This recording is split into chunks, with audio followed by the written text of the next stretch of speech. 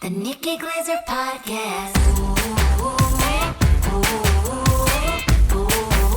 The Nikki Glaser Podcast.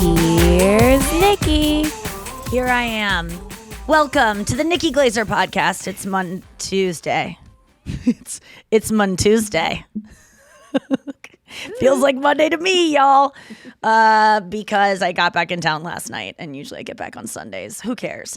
Welcome to the show. It's Tuesday. I'm kind of sad because that only means we have 3 more shows to go before the weekend. I like this show.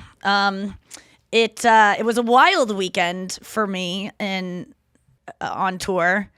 Friday night Vegas, Saturday night Seattle, Sunday night Jacksonville, Oregon, not Florida. It was so fun. 1 show Vegas, 2 shows Seattle, 1 show Oregon. Man, it just reminds me of how much I need to do. Like, repetition makes me better. Like, one-offs. I can be, you can catch a lightning in a bottle at some points when you just do 1 show here and there.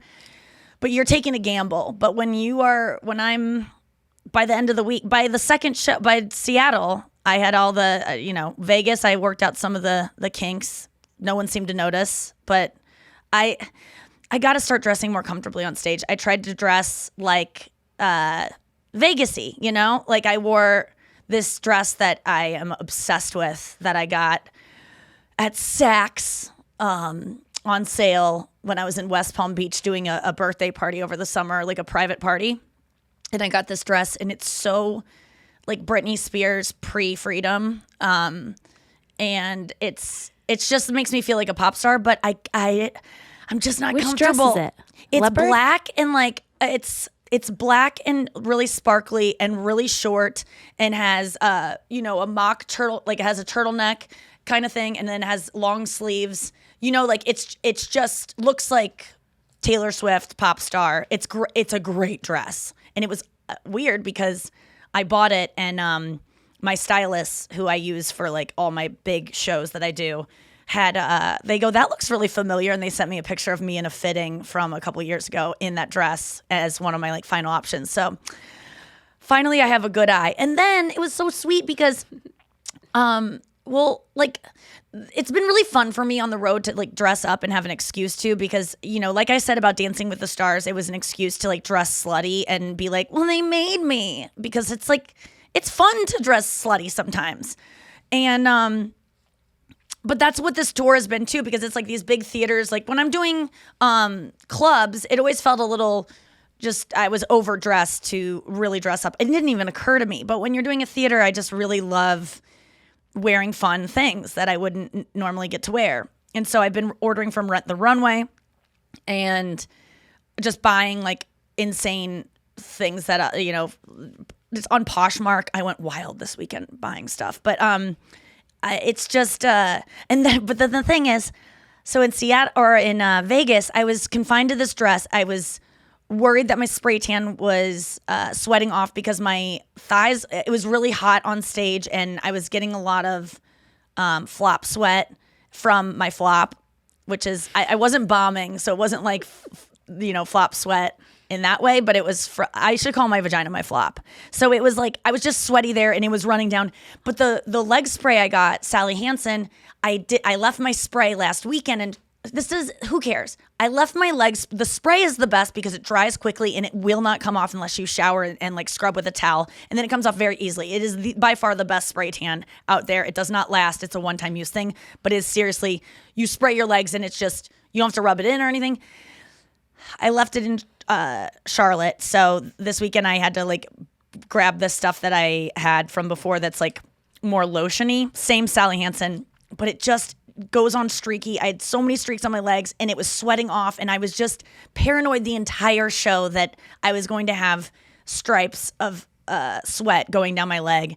And when you're thinking of anything else, it's hard to be in the moment and like enjoy yourself. And I'm thinking about how short my dress is, and it was a late show. It was a 10 o'clock show on a Friday, and so most people, That's why Steve Martin quit comedy. He said it was the late show on Friday, because people work all day. They woke up. They're so tired from the whole work week. They get wasted before the show, And then they go to a 10 o'clock show. They're tired. They're drunk. It's just not the best place. Even I'm not my best. Like, we flew into Vegas on Friday and we got in. It was so much fun. The Mirage, like, treats me like a queen. I got this amazing suite. It was me, Emil, Andrew, Anya, Matt. We all got there and just hung out in my room and we're like throwing grapes in each other's mouths, just like Vegas. Like that's our version of Vegas, is like soberly like using my fruit tray as just such debaucherous fun. And then Anya and I got to like spend alone time talking, which has been so great, to bring a friend on the road and just send everyone away and be like, we have to do boy talk or whatever. And then I got ready for the show and was like jamming out to like such good tunes in my like Vegas suite, just like getting all pretty. And like, it's fun to take that process very slow sometimes, curling my hair, just actually blow drying my hair. Whole other story. Doesn't matter. But, and then we go to dinner. We had a dinner beforehand at 8 o'clock. And then the show's, or at 7 o'clock, and then the show's at 10. We went to this dinner at the best time at this dinner. And also, can I just say, I'm obsessed with this song by Glass Animals called Heat Waves. It's like the number one song on Spotify. And I only know it because Taylor Swift put it in one of her TikToks. And it's just really, really good. And so I was just, and with me, I just listen to a song until it makes me sick. I binge it, just like everything. Like I just, I'm always into eating one certain type of food and I want it for every meal, and like deviating from it makes me go like, no, and then I get sick of that food and then I move on to another food that I get obsessed with. And I'm the same way with music and pretty much everything in my life. But Glass Animals Heat Waves is dope. So I'm listening to that. And then we go to dinner and we had the best dinner. We were like, we were talking a lot about 9/11 because Emil and I are 9/11 heads. And Noah, we were talking about, well, we didn't get into it, but it just reminded me of our show, You Up, where we were talking about 9/11. I think it was it was maybe around an anniversary when our serious show. Yes. And Jen, our beloved co-producer, assistant, who is often on air, I went around the room and just asked everyone, like, because I'm obsessed with 9/11 in a way that I know like a lot of facts about it that I just thought everyone knew. And she's young, by the way. How old is Jen? Jen is at that time, she was in her mid-20s. Okay, so she was in her mid-20s. And so when 9/11 happened, she was fairly young. Like, yeah, she was probably in middle school, probably early middle school, maybe 5th grade. I asked everyone how many people perished in 9/11. Like, not later on from, inhaling the stuff. Yes, and depression and all the stuff. But like that day, how many people did we lose? We went around the room and it got to papers. Jen. Oh, we wrote on paper. That's right. So we didn't Remember? influence each other.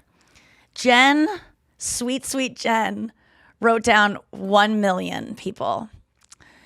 Oh, Jen. And that was so funny to me because if that was the number, that would be, 9/11 couldn't have been any bigger except in Jen Daniels' world in her mind. And to think that something killed 1 million people when really, it's, it reminds me of a Sarah Silverman joke where she was like talking about the Holocaust with her niece. That's like the worst. It reminds me of a joke of Sarah Silverman. She does a lot of Holocaust jokes, but she does them I think they're just really smart jokes. But it was like something like my niece said, I remember it now. My niece and I were talking about the Holocaust, and my niece said, Aunt Sarah, 60 million Jews died in the Holocaust. And I said, actually, it's 6 million. And my niece, she was like 8 or something, she goes, yeah, but like, what's the difference? And Sarah goes, well, 60 million is unforgivable. Now I look back on it and I'm not that big of a fan of it. But just the way Sarah delivers those jokes always gets me. One of my favorites that I quoted the other day to Andrew was, she was talking about Sarah, I think, doesn't do this character much anymore because it got her in so much trouble. But she used to play like a character in her stand-up that was really stupid and like naive. And I like would say things from a kind of racist perspective, but just being too stupid to know that it's wrong, And now she can't really do that character anymore because people are like, what's the difference between you saying that and the character? And it's like, well, the difference is she's playing a character, even though she's brought on stage as Sarah Silverman. The joke is that this person delivering the joke is stupid. You're stupid if you don't understand that.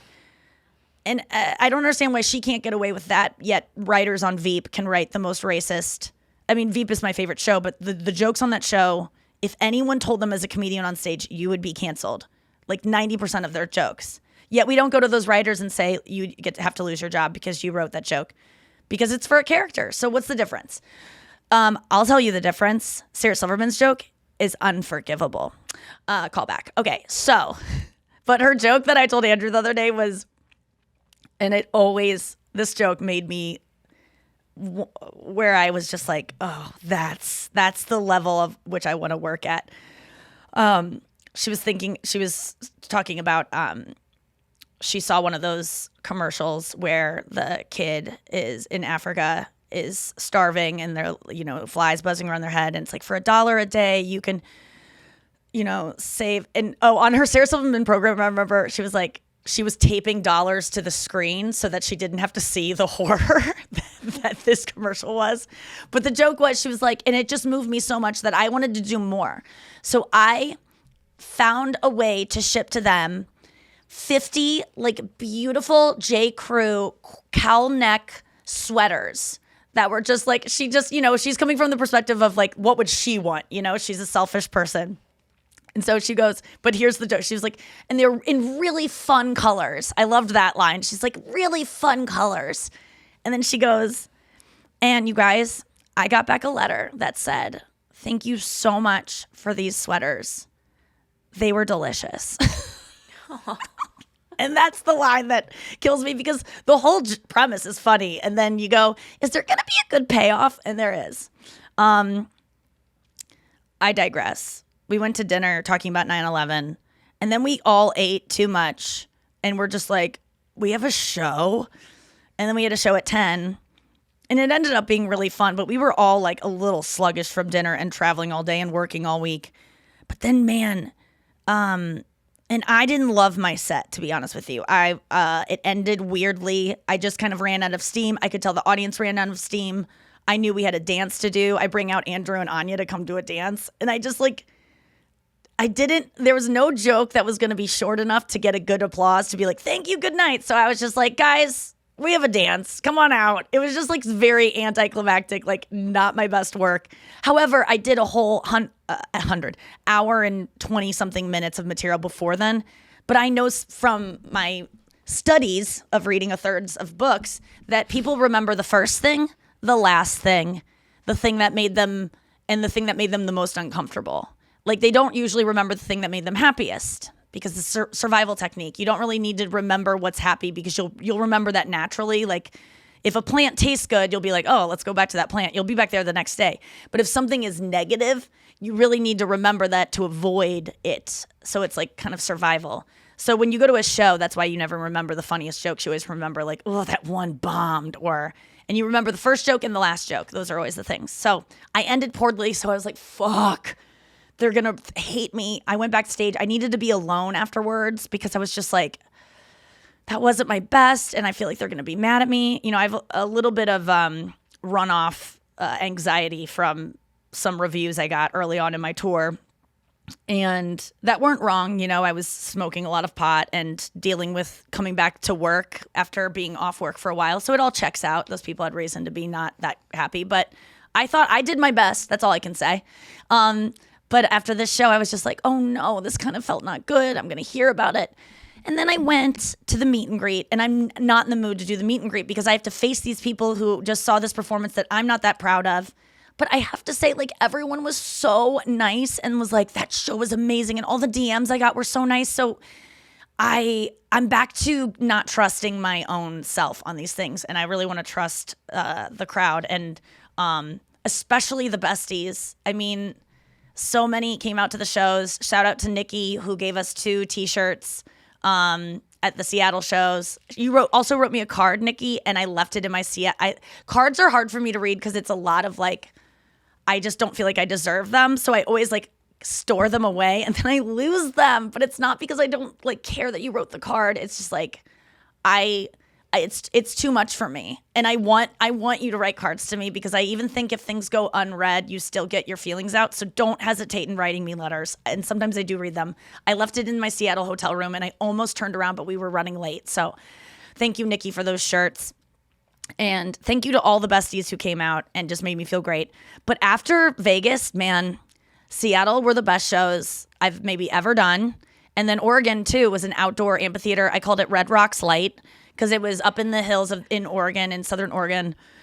And I was, oh, man, I was in a bad mood. I had a couple mood slips this weekend that I'm not proud of, and I owe some apologies that I'm going to ship off today via email because it's easier for me to apologize in writing than it is sometimes face-to-face. But I was a little bit moody this weekend and not proud of that. But, man, the shows felt so good. What I was going to say is that in Vegas, I think the problem was my outfit.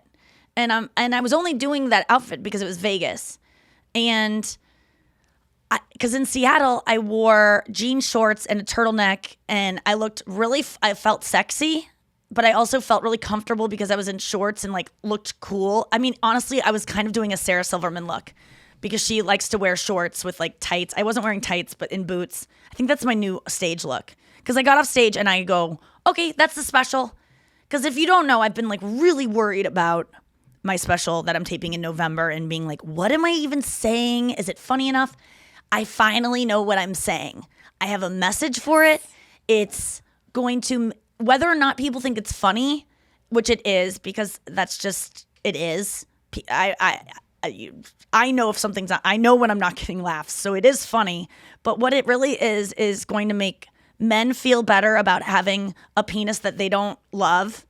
And it's going to teach women how to possibly like, respect themselves more in terms of like their sex lives. And I have to figure it out how I'm going to do it. But I think at the end of this, like, man, it feels good to have, like, I felt like in Oregon, I made everyone in the crowd feel better about who they were. And I also made it funny. So, you know, I did what I do on this podcast, or what I've heard I do on this podcast for people. And sometimes I'm not funny on this podcast, but I was able to make those same messages funny. So I'm finally excited. I walked off stage in Seattle and I go, that's it. I got it. And then by the time in Oregon, it was great. So St. Louis show this weekend. I'm in town all weekend. I'm so excited. I have so much more to talk to you about. Let's do it with Andrew. Let's get him in here. Andrew! What up, Andrew? Paul McCartney. I mean, I was telling Noah I just went to Starbucks and was sitting there waiting for our stuff. And I saw one of the guys, baristas, looks, especially with the mask on, identical to John Mulaney. Did he sound like him? Hey. He kind of did, actually. Really? But I was trying to film him, and I go in there all the time, so I know that someone in there is going to follow me and see that I did that. And I hope I don't get in trouble. But I didn't say anything bad. John Mulaney is a good-looking guy. Yeah. Well, then it was the old woman that looks like Paul McCartney. Yeah, did you see it? I did, and she looks exactly like Paul McCartney. I mean, exactly like in Paul fairness, every old woman looks like Paul McCartney. Not like like that. That was exactly. Paul McCartney is a gorgeous man or older woman. He looks like an old cat now, right? He's got like a cat. You can't not look a little bit not great when you're old. Yeah. Like, I love the way he looks. Like, I've been actually trying to find the serum. I'm really into whatever serum he's using. He's vegan. I love that about him. I've been like kind of a shopaholic recently, especially with the new video that we have going on. I'm trying to acquire a lot of new shirts and things to wear on this, and like just fun stuff. And I was talking to someone about what I like to wear and what fashion is to me or whatever. And I just want... What is fashion to you? Fashion to me is being able to wear things that make you happy. Because honestly, like if you're comfortable, and I don't mean like pajamas, because Some people like pajamas sure, every day. but like Yeah. comfort in terms of like because I always get kind of annoyed when girls are like, I wear makeup for me, and I'm like, it is the patriarchy why you wear makeup. Don't say it's for you. You're still trying to achieve a look that makes you feel good about yourself, but the look is based on men's desires. But that's okay. It doesn't mean that you're trying to get men, but you have to admit that it is based in that, if you ask me. But no one is, and I'm not an expert. So feel free to write in the comments why I'm wrong. I won't read them. But I realized I like wearing things, first of all, that get compliments from other girls. I don't really care what guys think. I know what guys like, tight things that show my boobs and have holes in them. That's what guys like. If you ever wear something that's a little bit short or like sexy, guys are going to compliment it. It doesn't no matter what it is. Yeah, it's pretty simple. It can be a, garbage bag. We don't care if it's Valentino as long as it has a hole in it where I can put or my Valentino. penis. Yeah. Huh? Or Valentino. No, yeah, both of them. Valentino is the TJ Maxx brand of Valentino. It's the Ferraro of Ferraris. I'll never forget a Dateline episode where they were talking about, counterfeit electronics. And there was in Times Square, like a store that sold it. And there was a VCR. I mean, this is in the 90s. And they were like, this VCR you think says Panasonic, but what it does say is Panasonic. I just love that there's an extra A in it. Panasonic. So, did it work though? I wonder. I'm sure it works a little bit. Yeah, any knockoff thing. Like our TV that we got for $38. No, our TV is great. There's something glitchy about it, but it's worth $38. Should we talk about the family whose accounts we use? Oh Okay, my God. never mind. Poor Plead the Scott. fifth. So we got this TV from Goodwill that my mom found. Gigantic TV, generally costs $1,200, something like that. Probably, yeah. Maybe more. My mom got it for like $40. TVs, are way cheaper now. It's unbelievable. I bought a 27-inch flat screen 15 years ago, $2,000. I know, it's computers too. Like, used to buy a computer, it'd be like $10,000 for this thing that would take up half whole of your room. den. Yeah. But you could show it off. I mean, it's what you had to do. We didn't know any better. So we bought the TV, and But on the TV, the smart TV, are loaded all of the Netflix, HBO Max, all these accounts that we're just not logging out of laziness, because I honestly... we all have them, too. We have them. We have all of these. We're paying for all of these accounts, but we log into theirs because they're just there. And they're like families. It's Scott, Bethany, Andrew. But Scott, his parents probably have a lot of questions for what he's been watching on HBO Max. I imagine it's a 7-year-old boy and his parents are like, he likes watching scenes from a marriage. Like, our son needs to be going to art school. This kid's in rehab or is in therapy because of our He saw the White Lotus. It picks it right back up at White Lotus where that guy's getting his ass eaten. Scott just tunes in like, what's White Lotus? Scott's like, usually I watch cartoons and sometimes I watch White Lotus get ass eaten. Yeah, I mean, what's happening, Scott? Oh, they have a sit down. It's just, putting in your password. I have so many passwords floating around. I don't want to make a new one. Yes. I wanted to write a joke about this for a while, but whenever I write a new password, I'm like, I don't want to have to come up with like my dead dog's name, and then they're like, no, you need a punctuation. I'm like, I don't want to be excited about my dead dog now.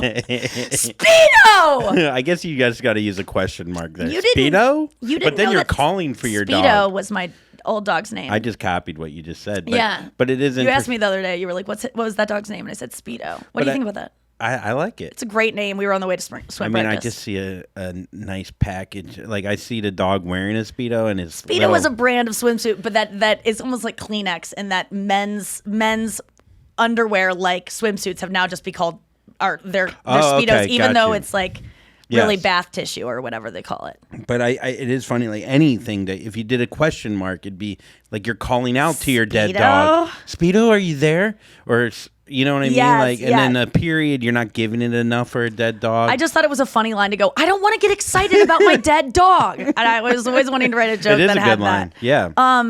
What fashion to me, and we talk about this a lot because we are just purely like, you just look at us and you think fashion. I'm wearing a Whitney Cummings shirt, by the way, I go over to Whitney Cummings. She does a podcast where she's on video and she has a wardrobe closet that she goes into. And when you come over to her house, she's like, do you want to wear something from this? Take whatever you want. And at one point she was like, you can have so many things. I never wore this because it's just not me, but I just... Why isn't that you, though? Because it's just like, it makes me feel like I'm too, like, it makes me feel dressed up and it makes me feel like I have to do the rest of my, like, my hair should be dressed up, then my makeup should be on. My whole outfit needs to match how cute this thing is. When really, sense. I can't wear this with like biker shorts. And it's busy and it's not, it just doesn't suit, the cut doesn't suit me. I have like broad shoulders. I tend to like to, it's just not, but I like it. It looks good. I put it on. I like it. Yeah, I think it looks cool. What I was going to say is I'm trying to accrue a bunch of shirts. And I was thinking, the thing that I like about what I want to wear from now on, and I know it makes me a child, is just I want to wear things on my shirt that I care about. I want vegan messaging. I want Taylor Swift. I want artists I like. I want cool like vintage shirts that can spark up a conversation with people who like those things too. So I was looking into vegan shirts because there's a lot of them are so annoying. Yeah, I'm sure. Like, most people hate vegans, and you don't want to be like vegan AF or like, don't talk to me till I've had my Satan. Yeah, it's like the wine o'clock of vegetables. Yeah, and vegans think they're better than everyone because we are, and because we're right, and people hate it. And I saw some like on Etsy, if you type in like, I was typing in PETA, like vintage, like maybe vintage PETA shirts or something would be cool. And it was like people eating terrific animals. It was just like, like anyone who vegan can be but mostly meat eating, like anti-vegan stuff is some of the stuff ever. Any extreme on either side. But you know the one I like that I think sends a good message and is like, it gets people thinking, like no shirt is gonna make someone vegan. I realize that, but why not try to get someone, it takes nudges. Like for me to become vegan, it took like a lot of messaging. It wasn't one thing I saw and I'm like, I'm done. Although if you want to go vegan, there is one movie you can watch and it will make you vegan. I have never seen it, but it's called Dominion. And if you really need that extra push over the ledge, without question, that one. Why it shows how these t-shirts are made? It shows the creative process. Yeah, it's just footage of a bunch of hipster vegans in Williamsburg at a coffee shop sitting over a table. Who eat meat in the janitor's office and don't tell anyone. Yeah, sitting over a laptop going, wait, I think it would be better with this font. Like, no, the one that I really like, and tell me, what do you think about it? Well, this one is very popular, but I want to make my own. Okay. It says eating animals is weird, is usually what the thing says. Yeah. So that's one, which I think is interesting because it's like, people don't even think about it like, oh, that is kind of weird to like eat animals. And maybe it's not weird because they're like, we're carnivores and we should and we hunt and that's, but I think the thing I would want to change it to, which I think would get people a little bit angry and wanting to be like, what does that mean? Eating animals is gross. Because if you say gross, people are going to go, that is a judgment on them more than weird. Because some people like being weird. Keep Austin weird. Yeah. You know? Yeah. But gross will make people go, no, I'm not. What do you mean by that? They'll get defensive and then they'll eat more meat. I think weird is good because it nudge, like you said, it's a nudge. And I know sometimes it's you want to do more than a nudge. You want to put it down their fucking throat. Be like, put an asparagus down their throat. Yeah. But I like last night I watched, or I was on the airplane. I was watching this video. There's this quarterback who plays for the Chicago Bears, right? And he played for Ohio State Buckeyes, and Georgia, whatever. This guy Justin Fields, and he did a 30-day like cleanse where he stopped eating meat. He started eating vegetables. He started drinking this like kind of weird like drink that smells like urine, and he started to feel better. And he lost like 20 pounds from it. And he was just supposed to be for 30 days, but now he's doing it forever. He's made it his lifestyle. And that's who he is now. It's We'll see if it's forever. But my point is that like that was a nudge where it wasn't like fuck you for eating meat. It was more like, oh, here's the benefits for me for vegetables. That's all I'm saying. I get that. And I just thought it was like interesting to watch it because it's that like makes me think like eating disorder stuff. So I don't tend to like want to appeal to people's weight loss and like. No, but it wasn't about weight loss. It was about feeling healthier. Well, I think you'll feel better if you aren't contributing to animals being hurt. I think that should give you enough of a sense. But don't you see how that could be a nice thing or a way for people to see it without feeling like? But what do I say for that? Meat. Do I go? There is a guy that used to play for Georgia. He also plays for Alabama sometimes. No, Ohio State. Ohio State. Yeah, way off. I think his name is Justin Fields. Yes. He always used to eat meat. Then one time he went on a cleanse. And yes. So this is the whole scripture on my shirt. Uh-huh. Okay, well, I'm just trying to think of what to put on the shirt. On the back, it says he got drafted by the Bears. He ran a 4.3 Okay, what about this shirt? What about this shirt? So eating animals is weird. I'll get that shirt because I think that's interesting. You're right. It's a nudge. What about one? I always love this one where it's like an animal's face, but half of the animal is a dog, the other half is a cow, and it says no difference. I like that. Yeah. And then, I mean, but what then about you're going to have friends, not food, and it's a bunch of animals that we eat. I think you could go. And it's the Friends logo, look, like. For humor reasons, you could go like that. Fuck you, you fucking fuck. I want to tell you the one I got that I do love. What if you like to cook your broccoli in conservative tears or something like that? You know what I mean? Yes. I marinate my broccoli in conservative tears. I'm not trying to get Trump voters to go vegan. That's the last. They're lost. I want to. I love this shirt. It's so a regular good. shirt. I mean, it's a cool design, right? I love a black T-shirt with colorful colors. Like it almost looks Miami 80s, Vice. It's Miami Vice, like pink and blue, like our background here. Yes. What does it say? I want to F you tonight. So what is it? What do you think it means vegan wise? This is a vegan shirt? Yeah. I want to.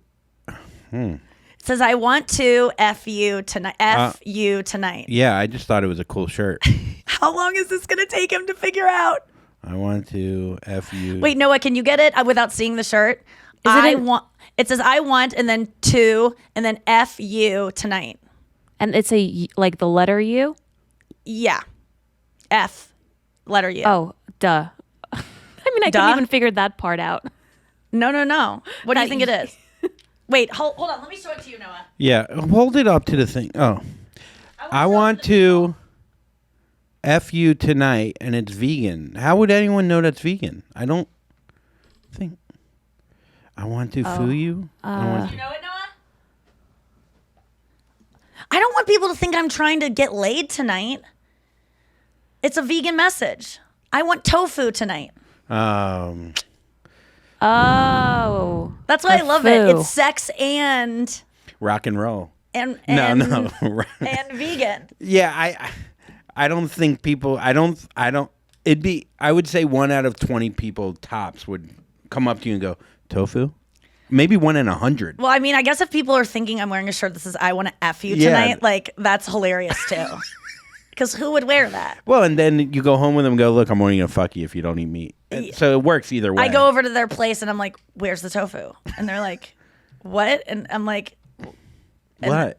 And then, yeah. And then they get soft and their dick looks like tofu. I'm like, I wanted extra firm. All right, let's get to the news. Apparently, here it comes. You heard it here first. Yeah, you heard it here first. Oh, man. Hope you had all the swells this weekend. We sure did. We traveled a lot. We saw a lot. We saw a lot of Pacific Northwest. And boy, are we happy to be back in the Midwest. But I love that Pacific Northwest air. Ooh, a lot of air. A lot of air up there. Moisture. Just like feels cool and moist. Yeah, like tofu. Like tofu. Like 2FU. All right. First story. Here we go. Here it goes. Go time. A woman slams a nightclub in Manchester for not letting women in if they don't wear high heels. Oh, that's what is this club trying to do? Why they're trying to get in? What? I mean, People and you I know get. she's I mad. bet this girl was just not dressed up enough in general, and they maybe just pointed at that. Like it says no high heels, no. Well, there shirt. was no. It said dress. Whatever, service? like nice. What I forget exactly Yeah. what they said, Dress but code. they didn't say, high heels specifically. And this person showed up in sandals or flats, and they're like, "No, get out of here." I'm guessing it's just like she was just dressed not like, oh wait, let's see what she was wearing. And it's so funny because the picture that we're seeing is she's standing around men who are all in sneakers. Yes. And that's what I was looking at the footage. I think Noah, that this might is be the girlfriends. in sneakers. Yeah, so some of her girlfriends were in sandals, flat sandals, and sneakers, but her critique on her TikTok video is that the club let in men with sneakers or something. So she and her friends didn't get in because they all were wearing not heels. Yeah. Yeah. Okay. Yeah, it's such bullshit. And it's like, why would you want to go to that club anyway? Because it's probably, but maybe it has good drink specials and you're meeting someone there. You should be able to go anywhere in whatever shoes you want. It's just you have to wear shoes. Yeah. Or you can't wear those ones that have that look like the socks with the toes. If you're insanely hot too with these clubs, they don't care. Like they're like, "Oh, you're showing your tits. Oh, but your shoes." You know what I Yeah. mean? Like, I'm not saying that she's not attractive. I think I saw it's something like- over that she was attractive, but I'm saying like these clubs, they tend to, depending how There's rich you dress are, codes depending. in places. What about places where you walk in and they make you go get a sports jacket or they like make Yeah. you wear a tie or something? Like it's so stupid, but No backwards hats, no flat brim Sure. hats, no long shorts, no. no bald men apparently is what they're saying there. Yeah, no bull. No guys who are poor insecure about being bald. Yeah, I mean this got me thinking because I was looking at photos. I was looking at photos from this weekend, and like it's just so funny to see me and Anya in like these sparkly like outfits with heels on and our hair and makeup, and Andrew's wearing a sweatshirt from Hanes and jeans and dirty sneakers, and it's just like how. Like, isn't there a middle ground for you? And there's not, because that's just who you are, and you get to. I like that you dress how you want, and you look good and comfortable. But it's just like women's fashion is so punishing. And I was just saying this to Noah. Like the reason I had fun in Seattle Yes. was so much about. What I you- was wearing boots that weren't too heeled. I was wearing jean shorts. I was wearing a really like covering shirt with like a turtleneck that had like a hole in so you could see my tits in the front. So God forbid. No bra. No bra. I'm going no bra all the time because it's just like bras always get in the way. The strap's always showing. Why am I ashamed of my boobs? Like You shouldn't because it be. makes men like see my nipples. Like who cares? Like I just don't. They look good. Sometimes they're in tip-top shape, and I just feel like, oh, I don't really need a bra tonight, and I just don't care. And I know, and you know what? There's something to look at if you're bored with my set. I know that's wrong to say, but sometimes people zone out and they want to look at some tits, and at least I got some. People talking afterwards, like, "What was your favorite joke?" Tits. I like The tits. first and last tit. I was saying before that you only remember the first and last thing of someone's set. No, after the show, it's funny though because like wearing no bra, Yeah. everyone's talking about it and thinking about it, whether or not they're talking about it. But unless you say something, no one's gonna say something to you. This Yes. is your friends. This is people you work with.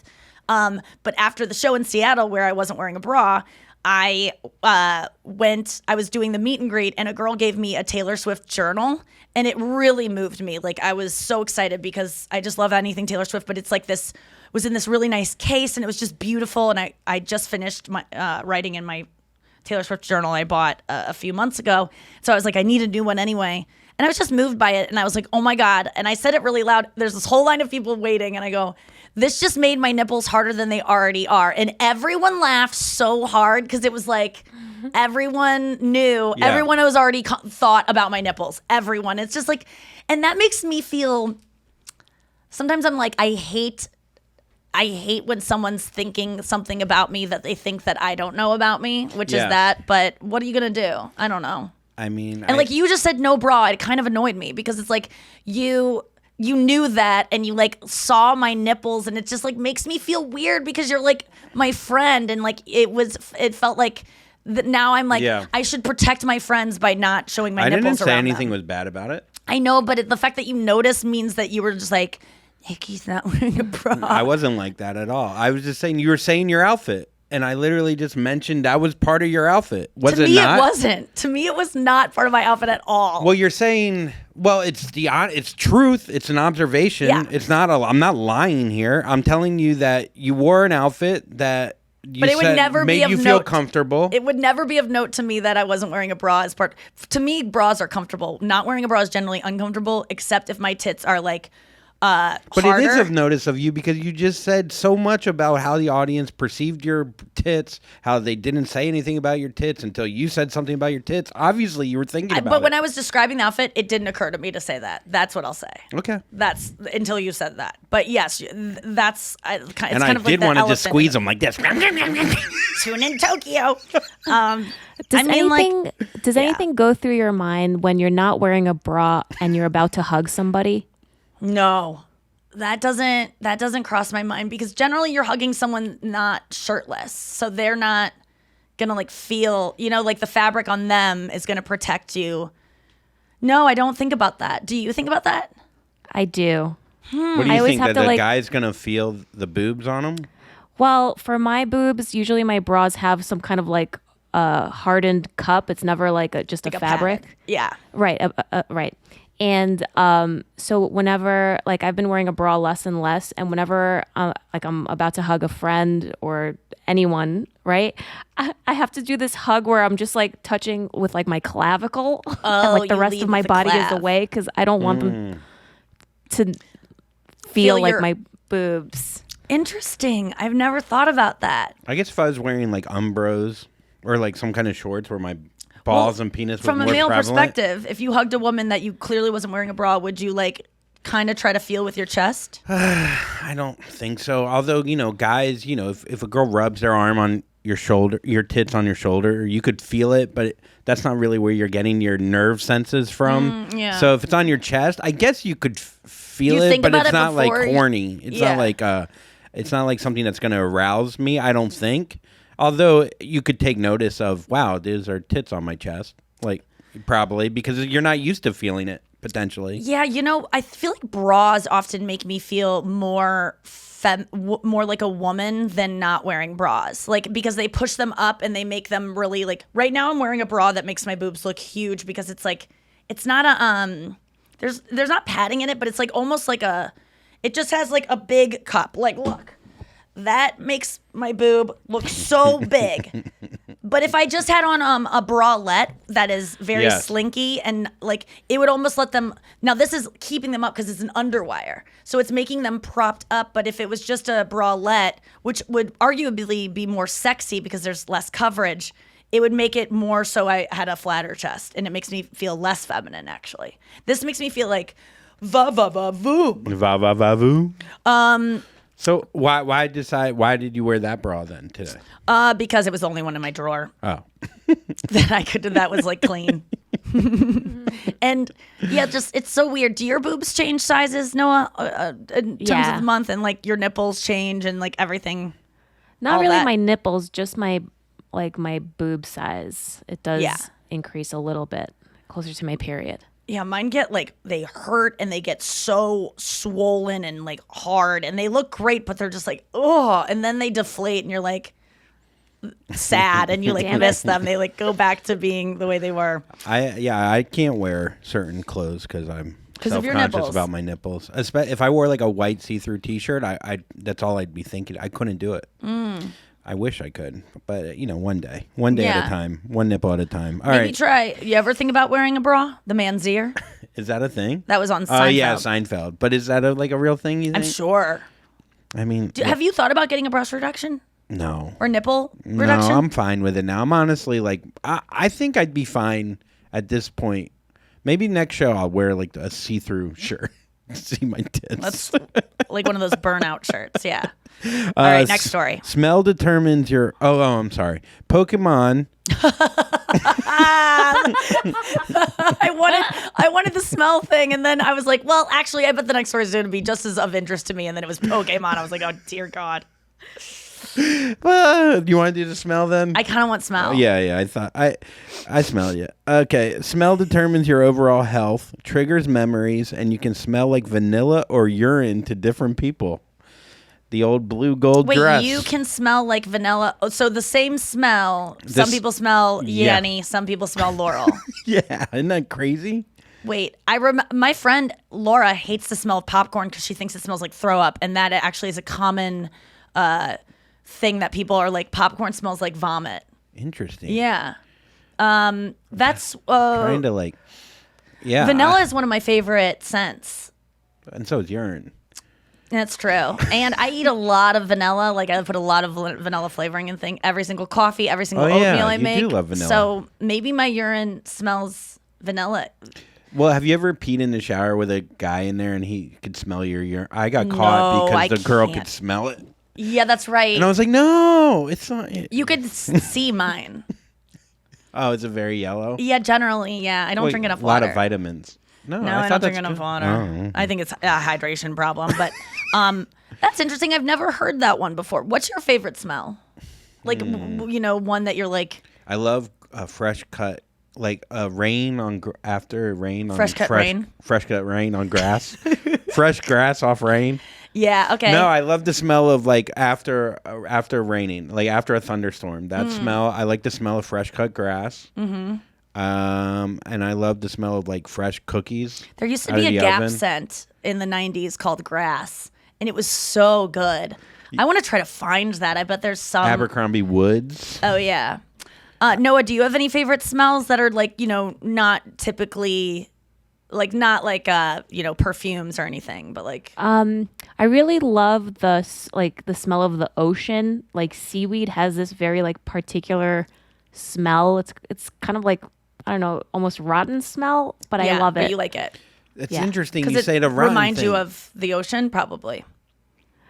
If what? Sorry, I didn't hear. No, the rotten thing isn't because I like to smell like a locker room can get like a mildewy, like rotten smell. 'Cause you And I'm associate it yeah, with, like, a fun- childhood fun Yeah, football. right. Justin Fields, he played for Ohio State. You know that. Oh, yeah. And also Charleston. What was the other one? Georgia. That's right. I like that smell, and it smells like shit. Like to some people, it's Do I you love like a anything? permanent marker. Oh I yeah. like an expo marker. Oh. But after a little bit, I was journaling with Sharpies because I just love the feel of them, and they were starting to give me a headache once. So I was like, oh, I'm probably getting high off this. Rubber cement, that like glue. Yes. That was a great smell. love Gasoline, gasoline. I like. I don't like Yes. gasoline. What the hell? People love Andrew. gasoline. I knew Noah liked gasoline. I didn't know you did. Yeah, I love gasoline. I I like love, a dog in a whenever we go to the gas station, I just like stick my head out the window and just go. You say dog, and my friend Kirsten loves her dog's paws and says they smell like banana bread or something like that. Like the smell of a dog's paws often, or maybe someone online said that smells like that. How much do you think of smell though during the day? I don't. I think we've talked about it before. You're not a big smell person. Like I don't.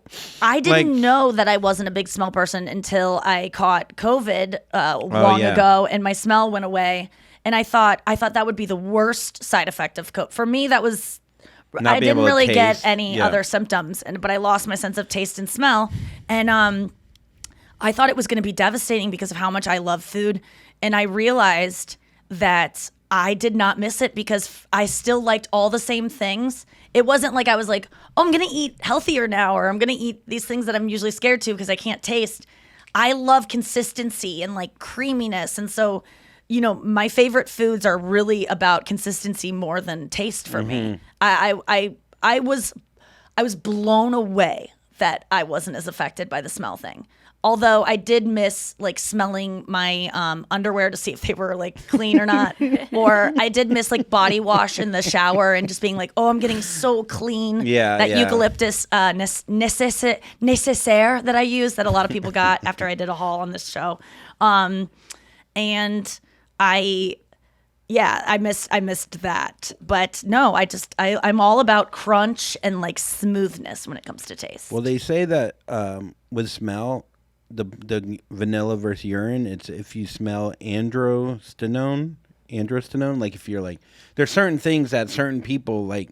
Yeah, there's certain receptors that they can smell things that other people can't. And if you can't smell that well, there are diseases that are like more common that you're gonna get. Depression, schizophrenia, Parkinson's disease. Great. Yeah. No, I have a good sense of smell. I just don't need it as much as I thought I did. But there was this one dogs time. Dogs could smell COVID in you now. I know. I heard that. Fucking wild.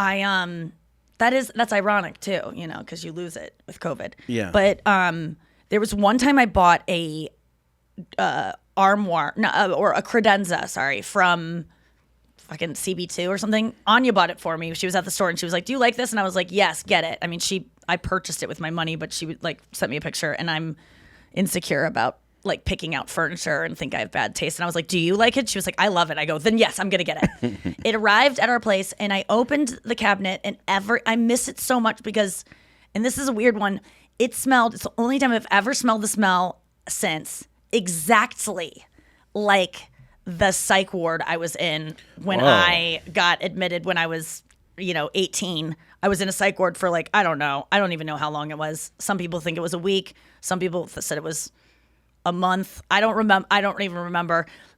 Which is really funny because I was reading that September 11th article that I was obsessed with in The Atlantic, and they were talking about how each person remembers something of how long this girlfriend stayed with the family of the guy who died. She was dating the guy who died in the towers, and she stayed with his family because her family. After the fact. Yeah. And some of them thought she stayed for 6 months.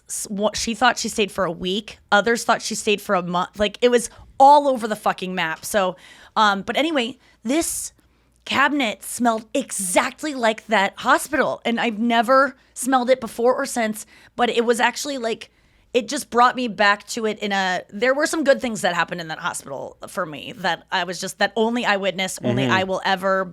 I'm not friends with anyone that I met in there, even though I made friends. And so it's just almost like this. It's almost like a thing that's dead. I got to remember a thing that died to me. Whoa. It's really cool. But then I sold it. So I got to find that again. I wonder what it was. It's interesting that you say that because how do, when people go on the stand, they're like, "Where were you on Tuesday, January?" It just makes me think if they went through something crazy, they're not going to even, they could put memory is completely unreliable. Have you heard of how they'll have a mock, they'll have a bunch of witnesses witness a robbery, a woman's purse gets snatched, but they'll set it up and then they interview everyone of what they saw, and it's people think for sure that they remember things correctly and they don't. So whenever we get in a fight where I'm I know it's that, I'm always in the back of my head no, you don't. You could be totally wrong. So I'm she needs to go to a psych ward. That's what I get in that cabinet. Get in that credenza. All right, let's take a quick break and we'll be back with Why Do I Care? Why do I care? So at the Emmys, no, Chelsea Handler. Oh, I know. She's dating Joe Coy. Everybody get up. Everybody up. Oh my God. I'm so happy for her and him. I mean, I don't know them at all, so I can't. I saw this last night and I was like, holy shit. Does it make sense to you? No. Oh. No. Read what she said, though. No, Coy? I know. Yeah, I know what she said. She was like, I just am taking this moment. She looks beautiful in this picture she posted on Instagram. I'm taking this moment to reflect on how important everyone is in my life and how many amazing people I have in my life. And I also want to say that I am in love and the best kind of guy there is. Yeah. There's hope for everyone. Yeah. That kind of stuff. It honestly gave me hope. I'm like, Chelsea was so what's the word for it? Cynical about love and jaded when it came to finding a partner and just, it dated guys in the past, but she never really, just based on reading that one, her latest book was just it's not for me. And I might not ever find it. And I don't even know that I'm looking for it. She just seemed over it and not needing it, which is exactly how I've been feeling recently of my life is pretty fucking good without partner. I mean, unless someone is truly incredible and making my life so much better, I just don't need it. I'm not waiting for my life to take off when I find a partner. It's already taken off. If I died tomorrow, no one would be like, Nikki never had a love. Yeah. No one would say that. Honestly, I don't think anyone would be, Nikki never had a husband or one true love. And when I realized that, I was like, yeah, it's not a part of my life that's really people are like, poor Nikki. I mean, at least I don't think they are. And if they are, it's always inspired by me being like, I want a boyfriend. But I'm not saying that shit anymore because I don't feel it.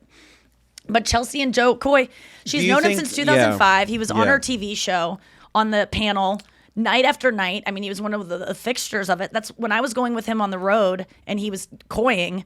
He was one of her most popular panelists, and that's why he was able to coy and have fans, is because she put him on Chelsea Lately. She would always tease him, and they were like, I think he was maybe even married at the time. But she was, she would do the deadpan Chelsea thing of just like making fun of him, and he was like take her shit and like, and I don't know, I can't wait to find out how they got together and like what happened. But I think it's so sweet because then they were together canoodling at some football game. Dodgers game. Yeah, Dodgers game. And then TMZ asked him afterwards, like, what's with you and Chelsea? And he's like, she's just, how beautiful is she? She's the most beautiful woman. And they were like, are you dating? And he's like, I don't know. But the way he described her, like, was just like, oh man, this guy's in love. And, I hadn't seen that footage prior to this story coming out, but it just made me so happy for both of them. And, I just like, I want to coy for their relationship. I coyed this weekend a bunch. He got very famous recently. I wonder if like how much of it is seeing him on like an equal playing field as opposed to like when he worked for her. You know what I mean? Like, and then they separated. Yeah, I think he's been famous for a while now, though. It's so funny. Yeah. The other day, Sarah Lena, my good friend, we were on WhatsApp sharing stuff, and she was like, have you ever heard of this Joe Coy? Nikki, you might have heard of him. And I was like, that's so ironic that I was just talking about coying today. Of course I know Joe Coy. She's like, I don't know, girl. I just like was listening to him, and it just made me feel so much less alone because he talks about, having like Asian parents and how strict they are and how they'll never be proud of you and how they, they don't love you enough and all the like emotional abuse. And she was like, it made me feel like, oh my God, I didn't have it's not like I'm unlovable. That's just the culture. And I was like, how wonderful that she was able to feel that way about him. Like his comedy sounded made like her an Emmy Award speech. Yeah. She has a perfect voice for to win an Emmy. She talks like this, and she's from California City, California. She's my friend that's a model, and she talks like this because she grew up watching like old movies. And she does, I don't know, girl. I'm worried. But it was just delightful that I was all cynical about Joe Coy, asking for a standing ovation by standing up, and which I will say it again and again, he deserved it. I mean, he put on a show that I watched being like, I'll never be able to perform that way and like have people that fucking pumped to see me. And hey, you got some standing O's this weekend. But that's what I said. I got to that point. I did get some standing O's, and one could argue that I was coying because I did stay up there to address them because I was bringing you guys out. Yeah, I don't think you coyed though. You did raise the roof a little bit. Say, I didn't do that. I didn't do will get killed. Oh God, you guys! I want to show you so bad the person that does that. Coying is brought to a new level by the person that does this subconsciously when she's she. Is it sub? And this is just like raising your hand up and down for the people. Oh yeah, sorry for the people listening. This is the most subtle raising. Okay, walking out on stage. This is it. Oh my gosh, thank you. Waving. And just like upside down waving, like upside, like waving, and then just doing a sweep of like up. And you're in the audience, and you go, you wouldn't even notice it, but it's a subconscious way to get people to stand up. Yeah. And I don't even think this person. I said she already. I don't even think she knows she's doing it. Yeah, but it works because sometimes you do things. And it's almost like evolution. Like this is getting a result, and you don't even know that was the behavior that got the result. But now you're going to do it all the time subconsciously, and you'll probably pass it on. Like when you start talking with an accent on purpose. Yeah. But it's because it's making these people respond to you in a better way. And so you adapt. So I'm not accusing someone of being manipulative, but they should stop doing that. I get that. Let's get to Reddit dump. You there, man. Hey, let's go to Reddit down. Let's get to Reddit down. All righty. This is your Reddit dump. Ooh, karaoke mode. All right, so Karaoke mode. I got some good ones today. I want to get to the ones that I saved a little bit ago because there's one that's wait, no, that one was so funny. Fuck. Okay, hold on. There was one that where is it? It said like it was one that if you heard this song and depends on what man, I didn't save it. I suck. But it was one of those like a Vanilla blue dress, urine. you know, purple. What was the dress? It was either blue or gold. That's right. Yeah. It was one of those. And it was like brainstorm or rainstorm or green beret. Like it was like whatever word you're reading is what you hear. It's really creepy. Okay. This is from Dating Advice, subreddit Dating Advice. It says, shout out to women who communicate about sex. I met a gal a few weeks ago and have been texting and getting to know each other. I'm reading this. This is obviously written not correctly. Things have been escalating and we made plans for this weekend. Pretty standard. This last weekend, she told me that since it looks like sex is on the table, for this weekend, we should chat a bit to make sure we are on the same page. Whoa. She asked me to provide her with proof I am clean. She did the same. And we did a quick rundown of preferences and expectations and boundaries to make sure we are on the same page. She told me how to handle her orgasm and so on. I was so impressed by this. It wasn't awkward, but it eliminated so much uncertainty. It was really nice to talk like an adult rather than assuming and just going for it. I wanted to say how nice this is. Well, what do we think about that? I mean, yeah, that is something to ask for test results or, to make sure someone's clean, like have all their teeth and everything. No, but I think like you have to show the date of the test. Like I do think. Let's talk about the test aside. Oh, okay. Okay, Test that's aside. obviously important, and we all know that, and none of What were us you fucking do thinking? it.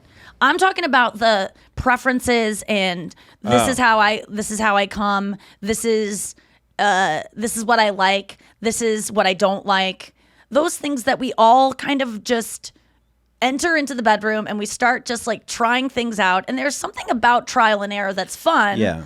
But I would argue that it's honestly not that fun and it's really awkward and it makes for like I was saying on the pod the other day, when a guy's going down on you or a guy's doing something to you and it's not what you want, I'm someone who has no problem telling people what I want. You know that. But there's something about sex that makes me feel like I don't want to ruin the mood by being too demanding about like, this isn't good. I don't want to make him feel insecure that he's doing a bad thing. So I can nudge him in the right direction and say, ooh, that's good. But saying like, that's not working. Because sometimes you're like, oh, just only positive affirmation. Well, what if they're doing nothing positive? Okay, so let's say before you even. Yeah. So you don't do it while you're fucking or while he's going down on you. You got to do it beforehand. So what would the guidelines be that watch a guy my special banging. Okay. Banging. Finger more. I cannot believe how many people I've hooked up with who literally have everything. But you wore a bra that night, so that's true. No, I mean I would say. No, what would I say if I were this like girl? that's what I'm saying. No, well, yeah, like what would your guidelines be? How specific hey, would you I have get? a feeling we're going. First of all, I don't have sex outside of a relationship, so that wouldn't happen to me. But I have a feeling we're going to get down and dirty pretty soon, and I just want to let you know I really like finger stuff. I really like more than one finger in me, as many as you can fit. I like, and this isn't, by the way, Is this an outline form? I like. Are you writing? Like I just like. Yeah, sub text Cliffs. Then go back into the end notes. Yeah. So the bibliography of this. So you like more fingers? However, let me just start with foreplay. Like you should not go down there until I ask you to. I like a lot of over the pants stuff. I think you can go down there when I still have my jeans on, like outside stuff, but I'll guide you when I'm ready for you to go in. Okay. But what I don't about a think guy you should- taking control? You're not into that though? No, absolutely. If I put once I'm being penetrated by anything, that's a good time for you to like hold me down in any way possible and try to make me come. Just try. My thing is, I mean, if I could tell the guy exactly, here we go. Try to make me come as hard as you can but like ease into it, because a lot of times guys just like start fingering you like so hard and it's just like, we just got started. Like that's for when I'm like about to come. Let's like 20 minutes in, and I know this is a long time, but like, you know, I would say, the goal for me is always try to make me come, but don't say I can't until you tell me I can. Whatever you glean from that, in terms of like holding me down, telling me not to move, all those things, I like that. But my biggest thing would be do not do anything unless I am. But how specific do you get about like the way you finger me? Because I feel like that's a thing with guys is we will do either the wrong way or like you've talked about this before where like, oh, I like it like that. And then like a minute when you later. say that, no, the second you say it like that, they change it. Yeah. And I think we all do that in bed. I think women do that too. Like you'll be getting a blowjob and you're like, keep doing that. And you just hear that and you're like, that means faster or something. Yeah, and so like you just shift as soon as you get some validation. But it's weird. I think that's a big one too. The fingering style, I mean, just try whatever you like and then I'll eventually hold your hand and be like this and like, or I'll like demonstrate it. Yeah. But also if I don't like something, I will stop it. If it's something that's really not enjoyable, and I'm not going to fake an orgasm, so you don't have to worry about like that. I guess the only thing about like getting an instructional manual, because it kind of takes this sexiness out of it when you're reading it, like how to put together a dresser. But no, I think there's a sexiness to. But my point is, how you though, can present it. is like I want to know maybe there's a way to put together the dresser a different way that you No. haven't experienced yet. I'm just saying, like, There isn't. I've like. you know what I'm saying? Now? I get it, but guys always do this where they're like, "No, I got it," and it's just like, No, but there's been moves that have been put on me or a certain kind of blowjob or a certain kind of way we're fucking that I've never experienced before that if I gave you a manual, the manual would have changed. I'm saying, no, and you're right. I'm saying take this manual and then work within that and put your own, like, I like pizza, so I like these ingredients. Now, I can give those ingredients to many different people and I'm going to get a different kind of pizza each time. It's like that cooking show. With spices and stuff. Yeah, like show me what you interpret what you're going to do with all of this. Okay, that makes sense. And I would also, so what would you say to a girl leading up to it? In regards to what I like, yeah, you're about to have sex. Like, hey, here's some things that I like. Here's things that I don't like. Anything like that. I love a blowjob where you let the penis breathe a little bit. Like just constant mouth on penis doesn't work as well. I like hand with the mouth. I like it a little. What about pressure? In terms of pressure, do you like a lot of like a harder pressure or harder like gentle? pressure? Hard pressure. Every guy likes harder. Girls, we are going way too soft. You could beat the shit out of a penis. But like, Mateo Lane, gay guy Mateo Lane, who knows a lot about sucking dick and receiving, said that don't start with like your 10, like your performance level. Start with like a 3, amp it up to a 5, go back to 3, then take it up to a 9.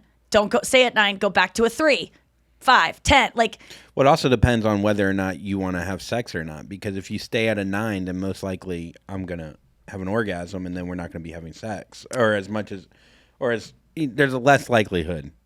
You know what I mean? But yeah, and then sex wise, just reverse cowgirl's fun.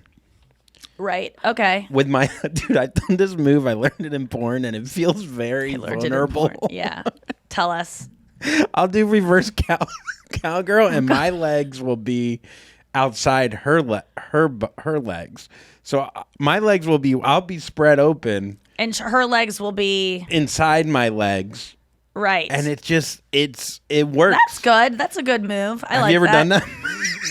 I actually kind of did something like that. Yeah, before. It feels very the vulnerable positions you for come me. up with sometimes when you're doing it, where you're like, no, I need to call someone and let them know that this is a thing. Someone needs to diagram this because we just invented a new one, you know. But they had to have all been done before. It's so funny. I gotta say though, when I described the blowjob where you're laying on your back with your head off the bed, people do not know about that. Well, it's a strange position to get into. Sometimes But it makes so much people sense to make your throat, if you want a deep throat, it makes all the sense. I mean, there's still people out there that like have to put the covers over them and then fuck missionaries still and Yeah. stay within like 3 inches. Yeah. don't Okay. know. Well, here's one that made me think of you. This is also from dating_advice.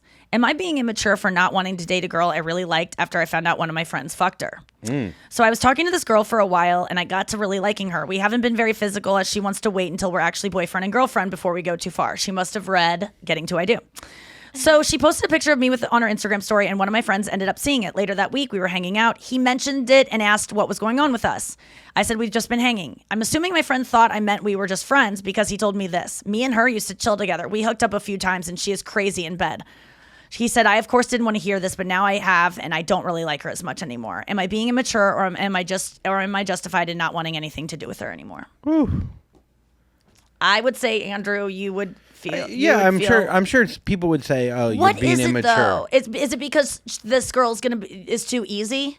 No, you realize she's easy. And I think you when don't I was trust her younger, I later? would feel that way. I think it's just like a level of just connection, and you're like, "Fuck, I can't believe he." One, got the connection before I did. Two, he'll know about that connection all the time that I'm now experiencing. Like those kind of thoughts, and Is the connection like what her pussy feels like? Is that what you're talking that about? could be one of them. Yeah. That could be it. This happened to me. What? Can I tell you? So, Yeah. I was friends with someone that I was also hooking up with in between relationships, and when I got into a new one, I brought my boyfriend around, and my friend goes, "She's a wild one in bed," and I didn't know that my friend said that to my ex until we had an argument like way down the road. And he And just I brought think- it up. He had it stored, I'm sure. Yeah. Yeah, he brought it up. Like he never really liked like the friend that said that, and I was always like, why do you always get so like tense when he's around? And like what's the deal with that? Like why can't I just hang out with him? And I don't know. I guess I never really got down to the bottom of what it was, but I don't even think it was me hooking up with my friend. I think it was more of like a macho thing. It's definitely could be a macho thing, but if you have a close girlfriend, right, like one of your top 5 girlfriends, and she slept with the guy that you're now gonna maybe date, you wouldn't think about that I at won. all. That's how you would I'm feel. with him now. I got him. point. And like Yeah. it But what about when they like laugh together or like whatever? Like it wouldn't affect you at all. You don't think, honestly? Like, no, because he'd be with her if he wanted to. It's not like and you might argue like, what if she rejected him?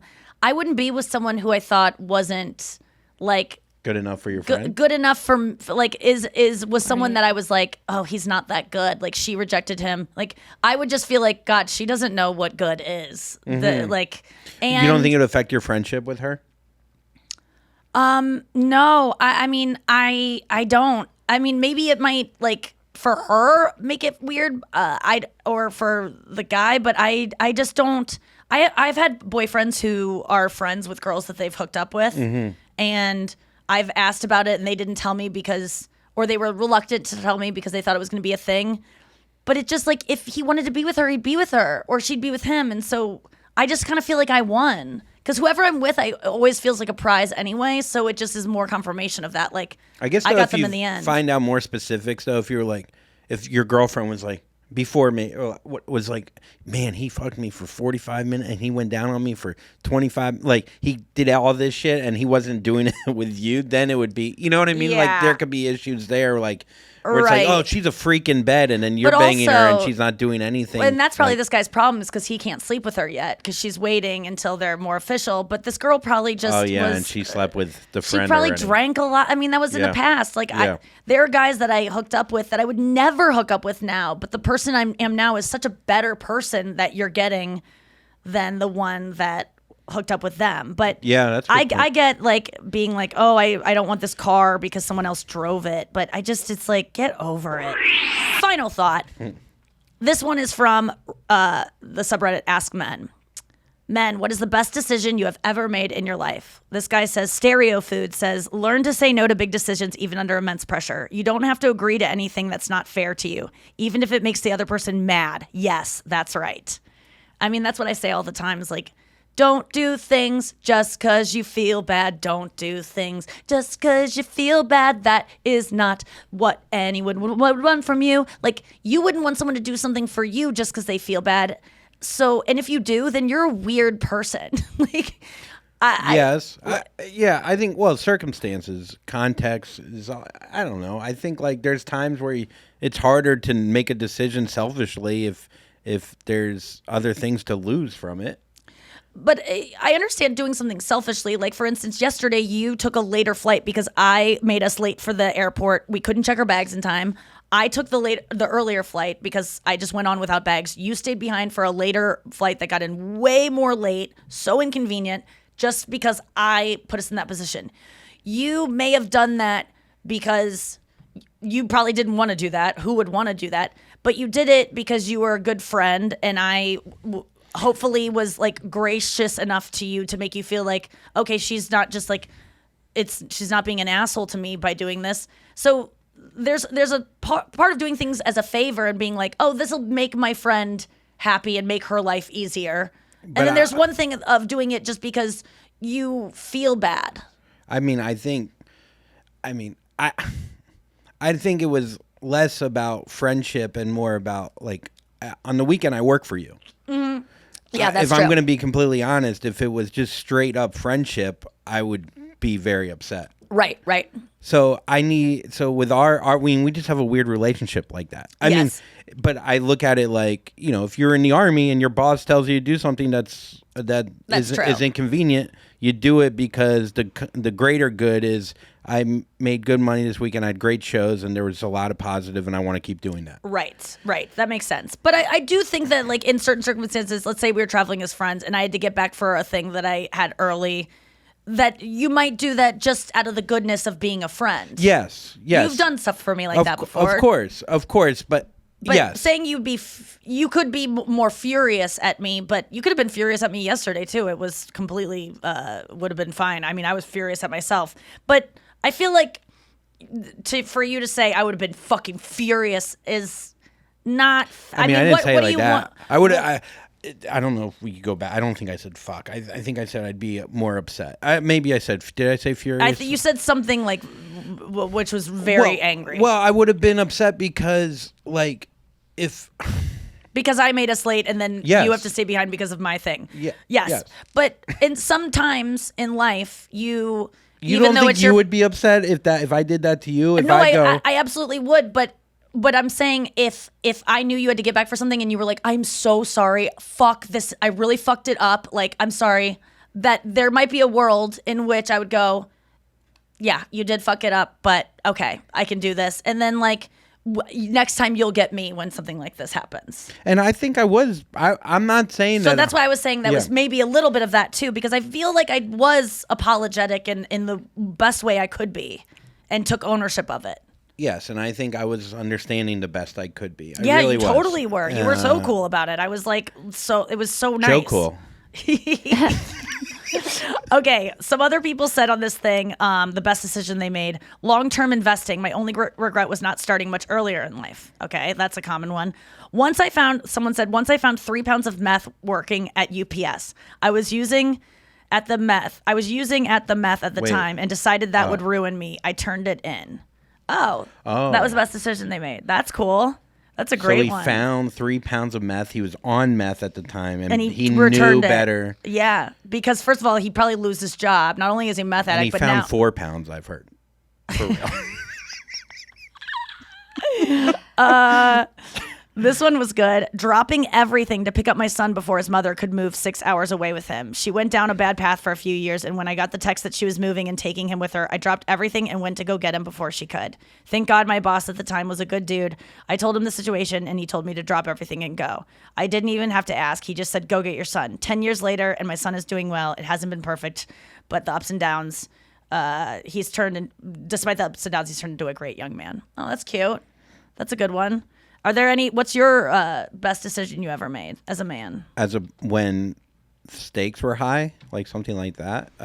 Just like like you look back on your life, it doesn't have to be the best one, but what's a good decision that maybe other men could learn from? My toughest decision, well, I've quit a lot of things, which I think a lot of people look at it negatively, and I think we talked about this last week about how quitting could be the strongest thing you've done. Yeah. Quitting the job that I was working for my older brother, where money was good, but I was not doing what I wanted to do. I was having insane panic attacks, and instead of sticking with it and manning it out, I ran with my tail between my legs back to Florida, and it caused arguments between me and my brother. And it was a really tough decision to make at the time. And I don't know. So But you something Simone like that. Biles'd. Yeah, I Simone Biles. I chose my mental health first. But and probably in the future, you would want to catch it before you would just like abandon the shop. Like the decision overall was good, but like the way you executed it could be better. I've made so many, like where I've quit. You could quit. Quitting can be strong, but how you quit, you can do it in a way with a little bit more tact. But at the time, you just can't because you feel like everything's on your shoulder. Yeah, it's like ghosting. Like sometimes I just stop showing up for work, or like one time I quit and the woman was like calling me, being like, "You have a paycheck here, like come get it." And I was like too embarrassed to like show my face back there, so like So I you didn't get just left. paid for like my last 2 weeks of work because I just was like too You just scared. left the paycheck there? Yeah, it was my first job. So sorry to Where was that, at Emo's? En Vogue Salon in De Pere. Sorry, Mary, you were really sweet to me. Why did you quit though? Because it was just I was really bad at it, and I cried on the job, and I at the time we didn't have computers keeping our schedule, so it was like all pen on paper, and I was crying because I overcharged this woman like $500 accidentally by pushing an extra zero, and I cried, and my tear, the woman that was my boss was over my shoulder comforting me, crying at her business and my teardrops smeared like 5 appointments because it dropped down and like it was just wiped out. We had no way of getting them back. So thank God for We got to go over every digitization. job we've quit on here at some point. I've quit so many things. All right, Okay. guys. I got to quit this show today because we're out of time. We'll see you tomorrow on the show. Don't be cut and Jack quit. Jack.